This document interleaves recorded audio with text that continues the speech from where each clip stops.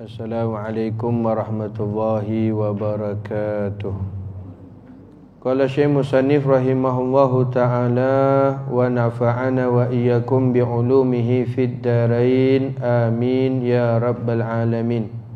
Wa yajibul iman bi jami'il anbiya'i wal mursalin wal kutubil munzilati min ghairi hasrin Islam yasahha adadul kutubi wal anbiya. Berkata musannif rahimahullahu ta'ala, wajib beriman kepada semua nabi, rasul dan kitab yang diturunkan tanpa ada batas, kerana tidak sahih jumlah tertentu bagi kitab dan para nabi. Kita masih lagi dalam bab pada menyatakan sifat yang harus bagi rasul. Sifat yang harus bagi rasul. Para rasul harus, iaitu jaiz, bersifat dengan sifat-sifat manusiawi, disebut sebagai al-a'radul basyariyah. Para rasul harus hukumnya jaiz, bersifat dengan sifat manusia, sifat-sifat manusiawi, a'radul basyariyah, yang mana para rasul harus bersifat dengan sifat manusiawi yang tidak sedikit pun mengurangkan martabat para rasul. Walaupun para rasul itu harus bersifat dengan sifat manusia yang lain. Kita makan, para rasul pun makan. Kita minum, para rasul pun minum. Kita berjalan, para rasul pun berjalan. Kita berkahwin, para rasul pun berkahwin. Itu sifat-sifat manusiawi, a'radul basyariyah. Apa hukumnya? Jaiz, harus. Para rasul bersifat dengan manusiawi, yang mana bila para rasul itu harus bersifat dengan sifat manusiawi, sedikit pun tidak mengurangkan martabat mereka. Apa dia perkara yang boleh mengurangkan martabat mereka? Contoh, sakit dengan penyakit yang menyebabkan orang ramai lari daripada mereka. Contoh jenis penyakit apa dia? Contoh umpamanya sakit kusta. Itu berlaku perkara yang boleh mencalarkan ataupun mengurangkan martabat, mengurangkan martabat mereka. Dan yang lain-lain lah, pekak ke, bisu ke, lumpuh ke, dan sebagainya. Jadi para rasul harus bersifat dengan sifat manusiawi tanpa mengurangkan martabat mereka. Kita lapar, para rasul pun lapar. Kita minum, para rasul pun minum. Kita dahaga, berjalan, berjual beli, kata ulama. Itu sifat para rasul. Harus mereka bersifat dengan sifat manusiawi tersebut. Walaupun kita sama sifatnya para rasul dari segi perkara-perkara harian yang kita buat, namun ianya tidak mengurangkan martabat mereka, tidak menjatuhkan marwah mereka, iaitu para rasul. Jadi oleh itu kata ulama, yang perlu kita wajib imani juga bi jami'il anbiya wal mursalin. Kita wajib juga beriman dengan semua nabi-nabi dan semua para rasul. Walaupun jumlah para nabi, para rasul tu tak dapat diketahui. Jumlah yang sebenarnya para nabi, para rasul ni berapa? Cuma ada satu pendapat, ada pendapat yang mengatakan para nabi ini adalah seramai 124,000 orang. Ramai tu. Ini ada pendapat yang mengatakan sedemikian. Para nabi ini jumlahnya berapa? 124,000 orang. Daripada 124,000 tu, 313 adalah para rasul. 313 para rasul. Yang 124,000 tu para nabi. Dalam 124,000 tu 313 adalah para rasul. Ini menyamai dengan bilangan sebahagian pendapat menyatakan ahli Badar 313. Jadi sebahagian ulama menyatakan dalam 124,000 tu para nabi, 313 itu adalah para rasul. Cuma kita kena tahu juga perbezaan antara nabi dengan rasul. Ada beza tak? Ada beza.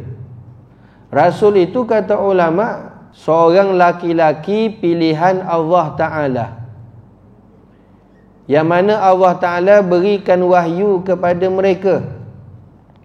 Allah Ta'ala turunkan wahyu, rasul pun dapat wahyu. Rasul dah diberikan wahyu dalam bentuk syarak, dan diperintahkan ataupun diwajibkan untuk disampaikan kepada siapa? Kepada kaum dia. Jadi rasul ni adalah di kalangan lelaki yang dipilih oleh Allah. Itu jangan ada pula kata rasul ada di kalangan wanita, nabi ada perempuan. Tak ada tuan-tuan. Jadi rasul nabi tu lelaki. Seorang lelaki yang Allah Ta'ala pilih, ramai-ramai hamba dia. Di kalangan lelaki tu Allah Ta'ala pilih. Hak jadi rasul ada, jadi nabi ada. Cuma tinggal lagi para rasul ni diberikan wahyu dan diwajibkan ataupun disyaratkan, diperintahkan untuk menyampaikan kepada kaum dia. Adapun nabi sama juga, seorang laki-laki pilihan daripada Allah, diberikan wahyu. Akan tetapi kata ulama, tidak diperintahkan untuk menyampaikan kepada kaum dia. Ini perbezaan di antara nabi dan rasul, kena tahu. Jadi oleh itu kata ulama, dalam 124,000 para nabi tu ada 313 orang rasul. Dan nama-nama mereka yang wajib diketahui satu persatu 25 orang. Dalam 313 para rasul, nabi, nama-nama yang wajib diketahui satu persatu tuan-tuan. Satu persatu kata ulama 25 orang. Wajib diketahui. Wajib kena tahu satu-satu. Kena tahu satu-satu 25 orang tu. Tapi saya tak tanyalah tuan-tuan. Sekarang duk cabut lari pula, tak datang kuliah. Pandai-pandai hak lepas ni hak kena tahulah. 25 orang rasul tu satu-satu tu kena tahu, wajib diketahui.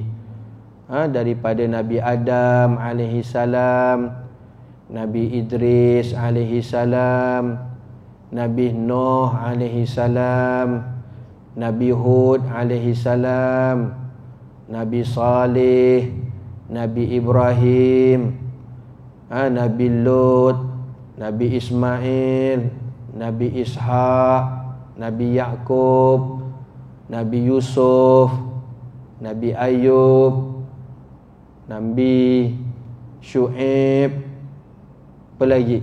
Nabi Zulkifli, Nabi Musa, Nabi Harun, Nabi Ilyasa, Nabi Daud, Nabi Sulaiman, Nabi Ilyas, Nabi Yunus, Nabi Zakaria, Nabi Yahya, Nabi Isa dan Nabi Muhammad sallallahu alaihi wasallam. Mereka tu semua 25 orang adalah nabi dan rasul. Nabi dan Rasul. Jadi wajib kena tahu satu persatu 25 orang tu. Dalam 25 orang pula, kata ulama, 5 daripada mereka itu adalah disebut sebagai paling utama. Paling utama disebut sebagai ulul azmi. Yang paling utama Rasul ulul azmi.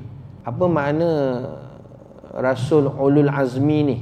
Yang mempunyai kesabaran, ketabahan yang tinggi yang diberikan oleh Allah Subhanahu wa taala bila mana Allah taala memerintahkan, melaksanakan arahan perintah daripada Allah taala yang sukar. Bila mereka dakwah, mereka menyampaikan perintah Allah, menyampaikan wahyu daripada Allah, mereka menerima kesukaran, tuan-tuan. Ujian, cabaran besar. Dimaki, dihina, dicerca, ditolak, bahkan ada yang diugut untuk dibunuh dan sebagainya. Tapi walaupun mereka ni pelbagai rintangan, cabaran diuji oleh Allah macam-macam. 5 orang ni, tuan-tuan, mempunyai kesabaran yang sangat tinggi. Macam-macam ujian yang mereka dapat, tapi mereka tetap sabar. Sebab tu kata ulama, tuan-tuan, para nabi, para rasul ni, mereka ada 2 senjata diberikan oleh Allah. Yang pertama dakwah, yang kedua doa. Yang pertama dakwah, yang kedua doa. Ini kata ulama senjata yang Allah Ta'ala beri kepada mereka. Bahkan ramai daripada para nabi, para rasul, bila mana mereka dakwahkan manusia kepada Allah, ada tak yang menentang? Ada. Ada tak yang menolak? Ada. Ada tak yang tak suka? Ada. Macam-macam, tuan-tuan, ujian. Kebanyakan mereka bila mana mendapat tentangan dalam penyebaran dakwah yang diarahkan oleh Allah Subhanahu wa taala, akhir sekali mereka akan gunakan senjata doa. Senjata doa. Apa dia? Ya Allah, hancurkanlah mereka. Dah dakwah, dah khabar, dah bagi tahu, dah terangkan, dah jumpa, degil, tak mau dengar. Bahkan duk hina, duk kutuk, hinggakan membunuh para nabi, para rasul. Akhir sekali, tuan-tuan, kebanyakan semua menggunakan senjata doa. Hancurkan sahaja. Dia para nabi, para rasul, doa mustajab. Doa mustajab. Sebab tu kata ulama, siapa nak doanya mustajab, doanya diangkat, diterima oleh Allah, apa yang dia sebut dimakbulkan oleh Allah, sering-sering zikirkan Ya Sami' Ya Basir, Ya Sami' Ya Basir, Ya Sami' Ya Basir, sebanyak 100 kali. Siapa yang mengamalkannya, Ya Sami' Ya Basir, zikirkannya sebanyak 100 kali tiap-tiap hari, tuan-tuan, insya-Allah setiap apa yang keluar daripada mulutnya, setiap apa yang dituturkannya, apatah lagi doa yang dipanjatkan kepada Allah, makbul, tuan-tuan. Makbul di sisi Allah Subhanahu wa taala. Ini doa ulama ajar supaya bagaimana doa kita, percakapan kita makbul di sisi Allah. Orang tu kata apa, tuan-tuan? Mulut masin. Mulut masin. Bukan mulut masin dia makan garam banyak. Bukan dia makan garam banyak. Makan garam banyak-banyak, nanti mulut masin, cakap je makbul, ustaz. Kena tambah penyakit lagi, adalah. Dia nak dapat mulut masin ni, doa makbul, cakap tu memberi kesan, tuan-tuan, insya-Allah, maka banyakkan zikirkan, wiridkan Ya Sami' Ya Basir, Ya Sami' Ya Basir, Ya Sami' Ya Basir, satu hari 100 kali. 100 hari 100 kali. Tapi dah selalu duk amalkan, jangan main test-test lah tuan-tuan. Nak test lah hari ni duk cakap aku ni masin ke tak masin, berlaku ke tak berlaku. Jangan. Gunakan hak yang baik-baik. Doakan untuk orang baik-baik. Doa supaya orang sembuh, insya-Allah makbul. Doakan supaya orang kaya, insya-Allah makbul. Doakan supaya orang murah rezeki, insya-Allah makbul. Doakan orang sihat, insya-Allah makbul. Gunakan hak yang baik-baik je. Jangan main test-test. Nak tengok hak dah masin ke belum mulut ni. Tuan-tuan muslimin hadirin yang dirahmati Allah Subhanahu wa taala. Jadi berkat kesabaran para rasul ni, dalam 313 ada 5 orang yang terpilih sebagai rasul ulul azmi. Pelbagai cabaran, dugaan yang diberikan oleh Allah Subhanahu wa taala, jadi dia dapat atasi dengan sabar. Dengan sabar. Itu tuan-tuan, apa jua sekalipun kata ulama, dengan kesusahan yang kita ada, dengan kesempitan yang kita ada, kadang-kadang macam-macam ujian, dugaan, cabaran Allah Ta'ala beri. Kuncinya apa? Kita nak keluar daripada kesulitan, dugaan, ujian tu semua, sabar. Sabar. Tu kunci dia. Senang sebut, mudah cakap, tapi susah nak amal. Sabar. Kerana kata Allah, innallaha ma'as sabirin. Macam mana sekalipun kesusahan ditimpakan, diberikan ujian, sabar, Allah Ta'ala hak sentiasa dengan dia. Allah Ta'ala akan turunkan nusrah, bantuan berkat sabar tu. Tapi nak dapat sabar tu susah. Kena capaikan, kena dapatkan. Melainkan tak nak daripada hati yang bersih. Nak dapat sifat sabar ni, nak dapat sifat sabar. Sebab tu disebutkan dalam kitab Nasaihul Ibad, karangan Syekh Nawawi Al-Bintani rahimahullahu ta'ala. Beliau menukilkan dalam kitab tersebut, antara doa yang sering didoakan oleh para alim ulama, iaitu supaya dapat sabar. Allahumma ja'alni minas sabirin. Ya Allah, jadikan aku orang yang sabar. Ni antara doa alim ulama tuan-tuan. Pagi-pagi jangan tinggal doa ni. Allahumma ja'alni minas sabirin. Ya Allah, jadikan aku orang sabar. Jadikan aku orang sabar. Cuma jangan minta lah apa-apa tujuan, apa jua sekalipun lah. Balak ke, ujian ke, jangan minta supaya nak test sabar ke tak sabar. Ni ulama sering doa tu, supaya jadikan orang sabar. Sebab apa? Sebab betapa susah nak jadi orang sabar. Susah tuan-tuan, sangat susah. Sebab dalam melakukan ketaatan ibadah pun kena sabar. Dalam meninggalkan maksiat, menjauhkan perkara-perkara yang dilarang oleh Allah pun kena sabar. Kemudian yang ketiga, dalam kita menghadapi ujian musibah pun kena sabar. Tiga-tiga perkara ni tuan-tuan semua kita alami. Tiga-tiga perkara kita hadapi dalam kita melakukan ketaatan ibadah kepada Allah, dalam kita meninggalkan usaha untuk meninggalkan maksiat larangan Allah, dan juga dalam masa yang sama kita diberikan juga ujian, dugaan, bala, musibah daripada Allah. Kunci kepada tiga ni tuan-tuan nak selesai, sabar. Maka sebab itu orang yang sabar, insya-Allah Allah Ta'ala sentiasa bersamanya, dan Allah Subhanahu wa ta'ala akan beri jalan keluar dalam menghadapi perkara-perkara kesulitan hidup atas dunia ni tuan-tuan. Allah Ta'ala akan bagi jalan keluar, dengan syarat kena takwa lah. Nak selesai settle masalah semua tuan-tuan, syaratnya takwa, bukan syaratnya usaha, bukan syaratnya ikhtiar. Ikhtiar usaha kena buat, tapi bukan tu sebab yang utama Allah Ta'ala bagi dia jalan keluar, selesai masalah semua dan sebagainya. Kerana jalan untuk kita diberikan jalan keluar segala permasalahan hidup atas dunia ini adalah takwa. Wa man yattaqillah yaj'al lahu makhraja.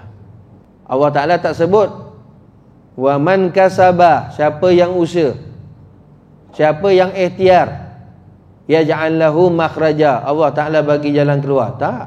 Tapi apa kata Allah? Wa man yattaqillah, siapa yang bertakwa kepada Allah, baru Allah Ta'ala bagi jalan keluar.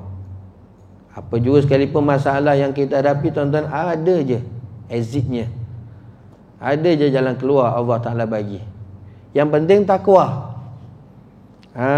Bukan syarat Allah Ta'ala murahkan rezeki, berkatkan rezeki, berikan kekayaan, itu dengan usaha dan ikhtiar. Tidak. Kerana rezeki mai datang tu dengan jalan takwa.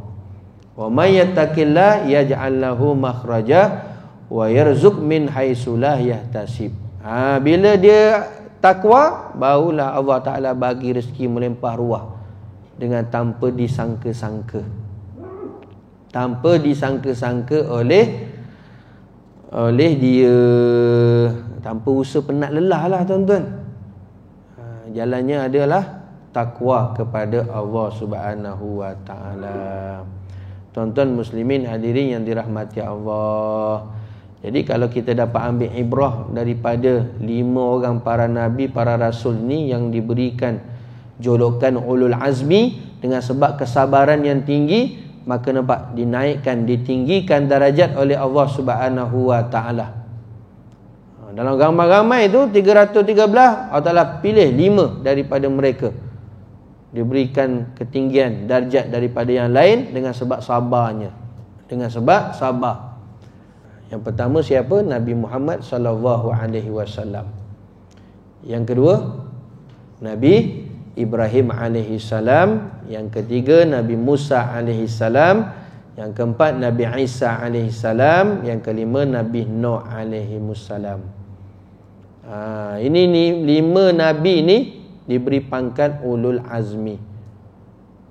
Tapi cabarannya, ujiannya besar. Ujiannya sangat besar. Nabi Muhammad ujiannya besar. Dalam 5 ni Rasulullah lah yang paling sekali, paling utama ketinggian kesabarannya berbanding nabi-nabi yang lain. Sebab itu tadi, bila mana ada orang menentang Rasulullah, ada. Rasulullah pergi Taif, tuan-tuan. Orang Taif terima tak? Tak. Dibaling lagi batu. Sampai berdarah-darah. Sampai berdarah-darah, tuan-tuan. Maka Nabi tetap sabar. Jadi oleh itu, tuan-tuan, senjata yang ramai para Nabi guna apa tadi? Last kali, doa. Habis hancur. Tapi Rasulullah tak guna, tuan-tuan. Rasulullah tak guna senjata tu, doa nak menghancurkan. Walaupun penduduk Taif tu menentang Rasulullah, tolak Rasulullah, tak terima Rasulullah. Ada Rasulullah doa, hancurkan ya Allah. Tak. Kerana Rasulullah nak gunakan senjata yang kedua, doa itu, di hari akhirat nanti, untuk manfaat kebaikan umatnya Nabi SAW. Nampak betapa kasih sayangnya Rasulullah SAW kepada umat dia. Tak ada tolak banding, tuan-tuan. Tak ada tolak bandingnya. Ingatan, kasih, cinta Rasulullah kepada umatnya, sampai Rasulullah simpan doa ni khas kepada umatnya. Di mana? Di hari akhirat. Tak guna nak hancurkan. Nak hancur habis. Ya Allah, hancurkan habis penduduk Taif ni. Tak ada. Tapi apa yang keluar daripada mulut Rasulullah? Allahumma, ya Allah, mereka menentang, mereka menolak, mereka mencaci aku, semua tak terima aku. Bukan dengan sebab salah dia, bukan sebab salah mereka, tetapi semua min da'fin quwwati, semua dengan sebab kelemahan kekuatan aku, tak ada daya upaya. Aku ni lemah, tak pandai nak bercakap, tak pandai nak dakwah. Nampak? Rasulullah pandang diri sendiri, bukan nak salahkan orang. Nak salahkan orang. Kita kalau duk dakwah, kita duk khabar dengan orang, orang tak terima tuan-tuan, kita kata apa? Hati kerah tu. Kepala batu tu Ustaz. Tak payah duk nak cakap dengan dia. Duk 1000 kali pun tak akan dia terima. Dia salahkan orang tu lagi. Kepala batu, hati kerah, degil. Dia tak salah diri dia. Tak, Rasulullah salahkan diri Rasulullah. Ya Allah, ini semua kelemahan aku, ya Allah. Ya Allah, ini semua kelemahan aku, ya Allah. Sebab tu mereka tak terima agama Islam. Nampak, Rasulullah tetap doa baik-baik. Tetap doa baik-baik. Kalau tak mereka hari ni terima agama Islam, nanti insya-Allah satu hari anak cucu mereka pasti akan terima. Betul tuan-tuan. Tak. Sampai sekarang kalau siapa pergi umrah salah satu tempat, mereka pergi Taif. Pergi tempat yang sejarah tersebut tuan-tuan. Dipanggil Masjid Siku, tempat Nabi SAW bertelaku ataupun bersandar di satu batu di situ. Sekarang didirikan masjid kecil lah. Pergi tempat situlah, tempat-tempat sejarah. Kita tengok macam mana perjuangan dakwah Rasulullah SAW di sana. Ini pergi sana main kabel car pula. Boleh nak main kabel car, tapi itu bukan keutamaan lah. Pergi tempat-tempat sejarah, kesan-kesan min athar, daripada kesan-kesan perjuangan Rasulullah SAW. Dia pergi sana nak main kabel car lah, nak makan buah yang sedap-sedap, besar-besar dan sebagainya. Itu lain lah tuan-tuan. Pergi dulu tengok tempat-tempat yang mana tempat peninggalan Rasulullah SAW, supaya kita dapat hayati, kita dapat merasai bagaimana kecintaan kasihnya Rasulullah SAW kepada umatnya. Maka sebab itu wajib kita beriman bijami'il anbiya wal mursalin. Semua para nabi, para rasul. Semua para nabi, para rasul wajib kena beriman. Dan kitab yang diturunkan tanpa ada batas. Dan sebelum Al-Quran ada kitab-kitab yang terdahulu yang Allah Ta'ala turunkan. Ada namanya kitab Taurah, ada namanya kitab Injil, ada namanya kitab Zabur, dan ada juga suhuf, kitab-kitab kecil yang diturunkan oleh Allah Subhanahu Wa Ta'ala. Cuma tinggal lagi min ghairin hasrin, tak terkira banyaknya. Ada disebut dalam kitab-kitab, tapi yang Maha mengetahui adalah Allah Subhanahu Wa Ta'ala. Tuan-tuan muslimin hadirin yang dirahmati Allah Subhanahu Wa Ta'ala. Kerana tiada sahih jumlah tertentu bagi kitab dan para nabi. Tiada dapat yang tepatlah jumlah kitabnya berapa, para nabinya berapa. Cuma ada disebut dalam kitab yang saya sebut tadi pendapat. Tapi hakikatnya sebenarnya adalah yang Maha mengetahui adalah Allah Subhanahu Wa Ta'ala. Yang penting tuan-tuan, Al-Quran jadikan sebagai pedoman dalam kehidupan kita. Setiap hari jangan tinggalkan pembacaan Al-Quran. Kerana salah satu daripada ubat hati tilawatul Quran, membaca Al-Quran. Siapa yang ada masalah hati, sakit hati, pecah hati, sedih, apa semua, bacalah Quran tuan-tuan. InsyaAllah dengan nur kalamullah tu akan masuk tuan-tuan dalam hati. Dia serang semua benda-benda yang tak baik, perkara-perkara yang tak elok dalam hati. Nur Al-Quran tu hebat tuan-tuan. Bila kita baca tu, nur Al-Quran akan masuk dalam hati, menyerang perkara-perkara yang tak baik. Iri hati, hasad, dengki, apa semua, dia akan hilangkan nanti. Tilawatul Quran. Jangan kita tidak membaca Al-Quranul Karim. Kerana Al-Quran ini kalam Allah Subhanahu Wa Ta'ala, wahyu kepada Nabi sallallahu alaihi wasallam. InsyaAllah kehidupan seseorang itu kehidupan yang bahagia, kehidupan yang tenang, Bila mana dia mengikuti ajaran sunnah Rasulullah sallallahu alaihi wasallam, dan juga apa yang Rasulullah dapat Al-Quran itu daripada Allah pun kita baca, kita tadabbur, kita fahami, kita usaha untuk amalkan, insya-Allah tuan-tuan. Segala kesulitan dunia bahkan akhirat diangkat oleh Allah Subhanahu wa taala. Tapi dengan syarat ikutlah apa ajaran Rasulullah sallallahu alaihi wasallam.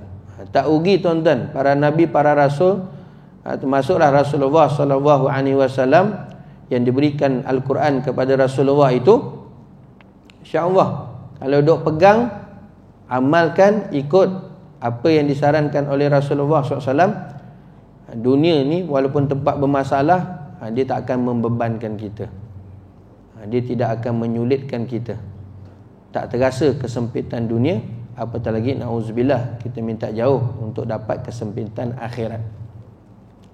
Tuan-tuan muslimin hadirin yang dirahmati Allah Subhanahu wa taala. Wa ma thabata minal kutubi wal anbiya bil ijma'i fajahiduhu kafirun. Dan apa yang telah sabit, yang telah tetap daripada kitab-kitab dan para nabi secara ijma', maka orang yang menentangnya kitab-kitab dan para nabi dihukum kafir. Na'udzubillah. Hati-hati, jangan ada kita persendakan walaupun sunnah Rasulullah.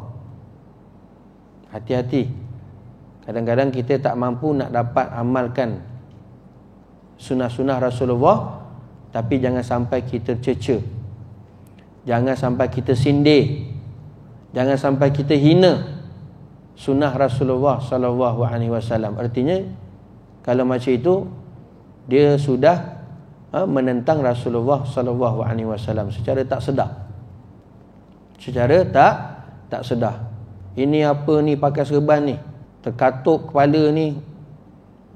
Ilmu tak masuk. Dia rasa macam dibalut dengan kain ni, dia jadi bebal. Apa ni serban ni tak bagus. Dia jadi bebal nanti. Serban kan sunnah Rasulullah. Serban kan sunnah Rasulullah. Kita tak mampu pakai serban, jangan duk sindir-sindir serban. Kerana itu pakaian Rasulullah, sunnah Rasulullah. Kita tak berapa mampu nak pakai serban tuan-tuan, jangan pula hina sunnah Rasulullah sallallahu alaihi wasallam. Serban ni bukan sunnah lah. Serban ni nampak kolot lah, tak nampak moden, tak nampak maju. Bahaya tu. Dah. Apa lagi? Ini apa ni pasang janggut ni? Macam kambing. Ada janggut tak smart. Biar smart sikit, nampak eksekutif. Nampak eksklusif. Contohnya lah, janggut kan sunnah Rasulullah.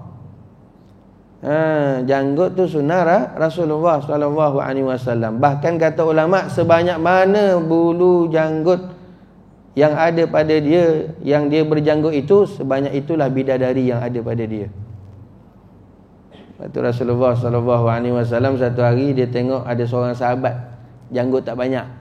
Orang Arab ni janggut lebat tuan-tuan, tapi hak dia seorang ni janggut tak lebat. Adalah 2-3 helai. Rasulullah tengok senyum je.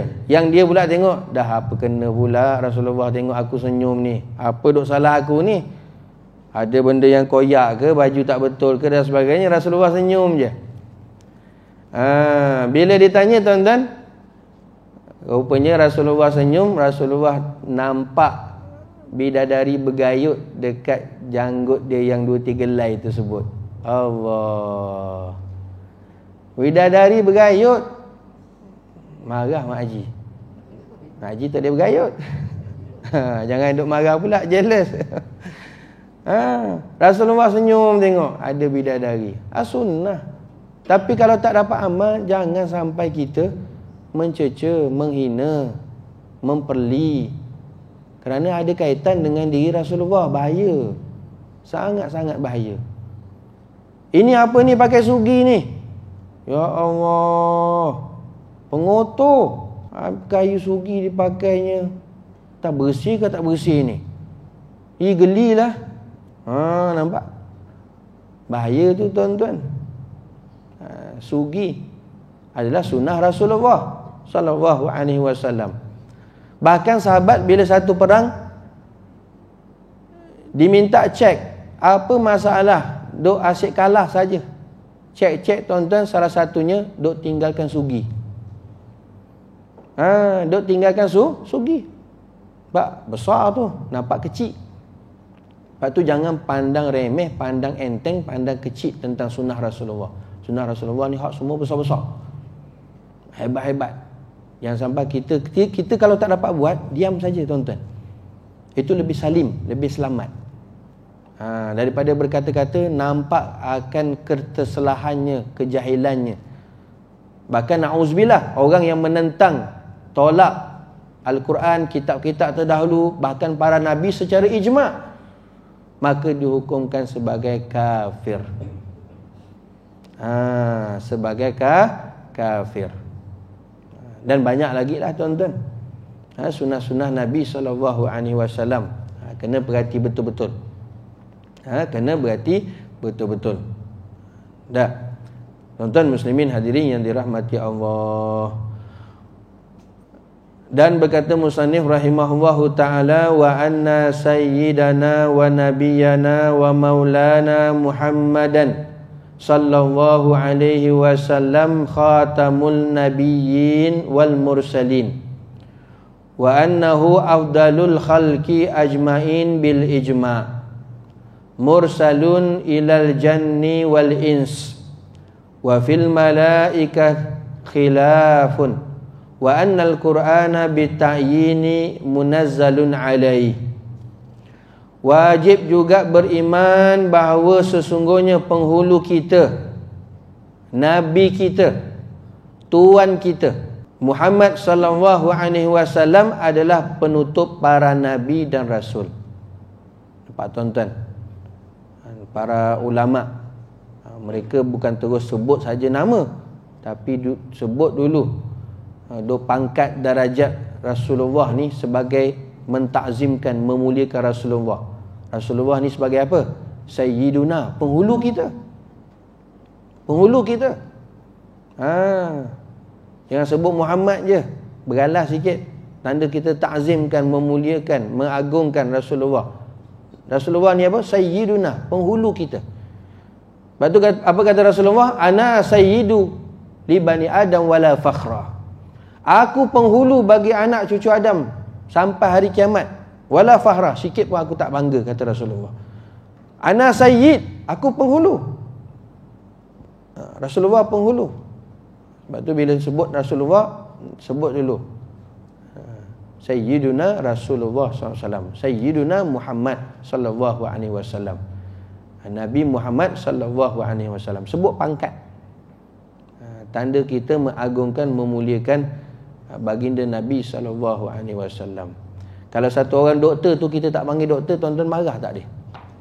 Marah. Kita pergi hospital, nama doktor tu Ibrahim, contoh. Kita jumpa je, Ibrahim, mi check aku boleh? Dia kata haji ni memang nak kena ni, aku inject dia baru tahu. Penat aku belajar 5-6 tahun, dapat doktor bukan senang. Dia panggil aku nama je. Aku doktor. Doktor. Dah, itu pun dah meradang tuan-tuan. Itu pun dah marah. Lagi pula tak panggil haji. Ustaz, saya pergi haji dah tahun lepas Ustaz. Pakej 75,000. Meradang tuan-tuan. Sebab apa? Tak panggil haji. Tak panggil haji. Meradang tak? Meradang tuan-tuan. Marah. Orang Arab pun tak ada panggil haji tuan-tuan.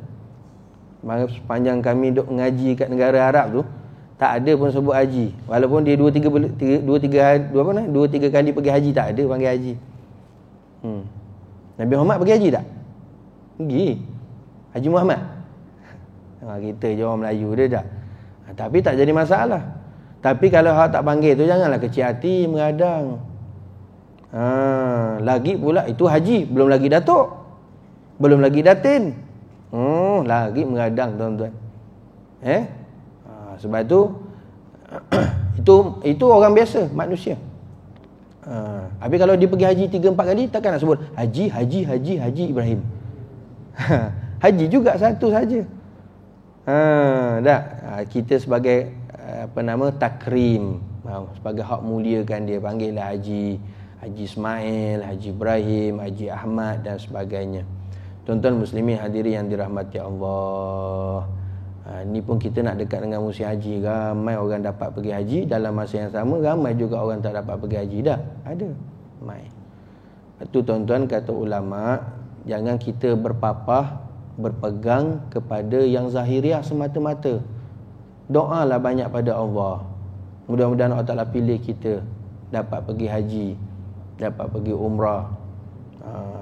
Sebab itu tuan-tuan ulama, para habaib doa ajar satu doa amalan setiap kali kita bangun qiyamul lail tu, habis semua tahajud apa semua, doakanlah, minta pada Allah, ya Rabbi salli ala Muhammad, ya Rabbi balighna nazuru.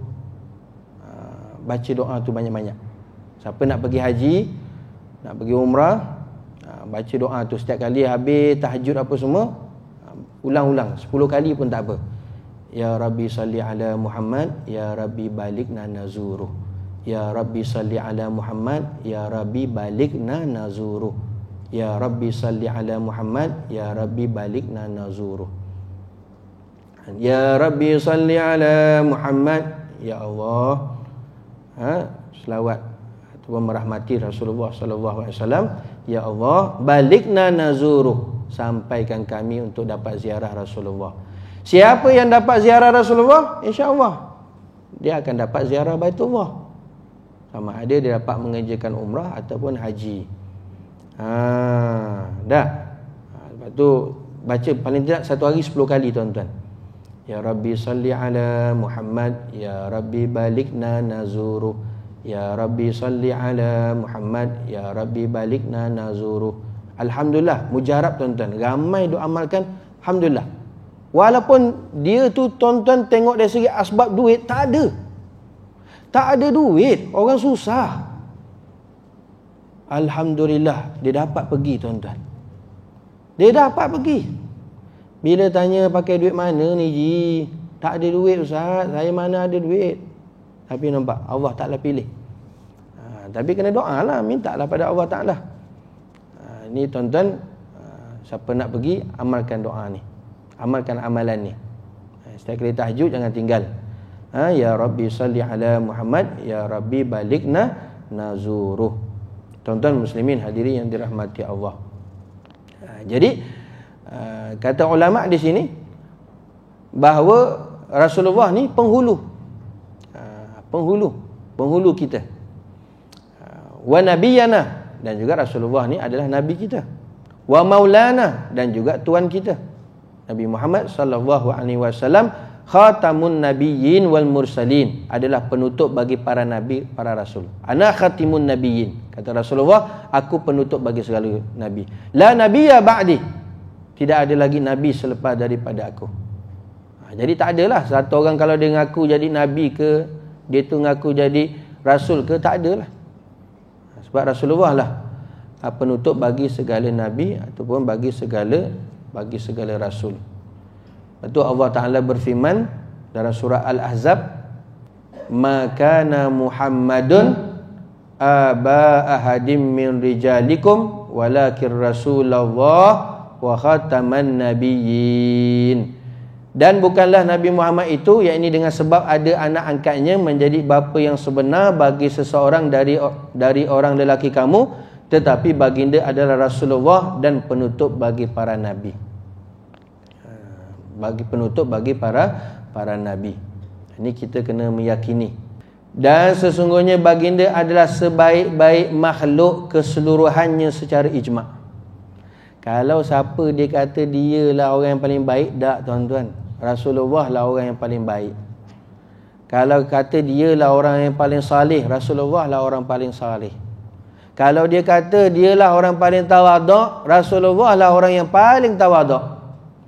Kalau dia kata dia tu orang yang banyak sabar, Rasulullah tu adalah makhluk yang paling tinggi kesabarannya.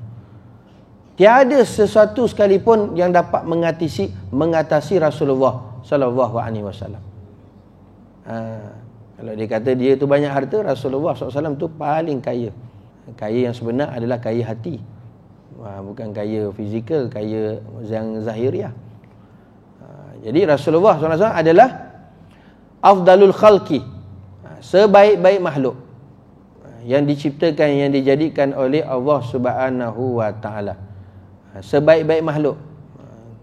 Lepas tu jangan ada perasan tuan-tuan kita ni dah baik, kita ni dah soleh, kita ni dah banyak amal, kita dah banyak ibadah. Jangan ada pun sekelumit dalam hati rasa kita dah baik, dah soleh dan sebagainya.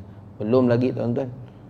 Sehingga kan kata ulama, Imam Ghazali rahimahullahu ta'ala pernah menyatakan, selagi mana satu orang tu dia tak dapat qiyamul lail, dia tak dapat bangun malam, tahajud, sebenarnya dia belum dalam kebaikan lagi. Walaupun dia kuat puasa sunat Isnin Khamis tak tinggal, walaupun dia banyak sedekah, walaupun tiap-tiap hari baca Quran tak tinggal, walaupun ilmunya banyak, rajin pergi kuliah, banyak ilmu dia dapat, tapi selagi mana dia tak dapat qiyamul lail, tahajud, selagi itu dia tidak berada dalam kesempurnaan kebaikan. Kebaikan yang sempurna kepada seseorang apabila dia dapat amalkan bangun tengah malam qiyamul lail, tahajud, walau raka'atain, walaupun 2 rakaat. Kalau dia rasa dia ilmu banyak, dia dah banyak buat amal soleh, dia rasa dia dah baik dah, selagi mana dia belum tahajud, tak dapat bangun malam, belum baik lagi tuan-tuan. Dia tak dapat kesempurnaan kebaikan. Sebab itu tu penanda aras. Usahakan untuk dapat qiyamul lail, tahajud, walaupun 2 rakaat. InsyaAllah dia dapat kesempurnaan kebaikan daripada Allah Subhanahu wa ta'ala. Baginda diutus kepada jin dan manusia. Jadi Rasulullah ni bukan diutuskan untuk manusia saja, tetapi golongan jin juga. Sebab tu Rasulullah pernah dakwah kepada golongan jin. Sebab tu bukan manusia saja tetapi jin. Kerana 2 golongan yang ditaklifkan oleh Allah Ta'ala, wa ma khalaqtul jin wal ins illa liya'budun. 2 golongan untuk ditaklifkan untuk beribadah taat kepada Allah Ta'ala. Siapa? Jin dan manusia. Kalau jin dia tidak taat pada Allah, dia engkar, dia kafir, akhirat pun akan diazab oleh Allah. Sama juga dengan manusia. Jadi Rasulullah mai datang ni diutuskan oleh Allah Ta'ala bukan hanya untuk kepada golongan manusia tetapi golongan jin juga. Sebab tu ada jin yang beriman, ada yang jin kafir, ada yang jin saleh, ada yang jin tak saleh, ada yang jin yang tak belajar, ada yang jin belajar. Sama macam manusia tuan-tuan. Yang kaya, yang tak kaya, yang taat, yang tak taat, sama dengan manusia. Sedangkan apakah baginda diutus kepada para malaikat, terjadi perbezaan pendapat di kalangan ulama. Adapun tentang Rasulullah tu diutuskan kepada para malaikat, itu ada khilaf ulama. Ada perbezaan di kalangan ulama. Ada kata tak, hanya untuk jin dan manusia saja. Ada sebagian kata ya, termasuk sekali malaikat. Itu ada khilaf tuan-tuan. Juga wajib beriman bahawa Quran yang telah diturunkan itu adalah diturunkan kepada Nabi Muhammad sallallahu alaihi wasallam, wa annal Quran bita'yin munazzalun alaih. Dan Quran itu ditentukan, yakni diberikan oleh Allah Ta'ala kepada Rasulullah, diturunkan kepada Rasulullah yang merupakan kepada wahyu dan juga mujizat kepada Nabi sallallahu alaihi wasallam. Jadi apa yang diterima oleh Rasulullah, Rasulullah sampaikan daripada alif sampai ya.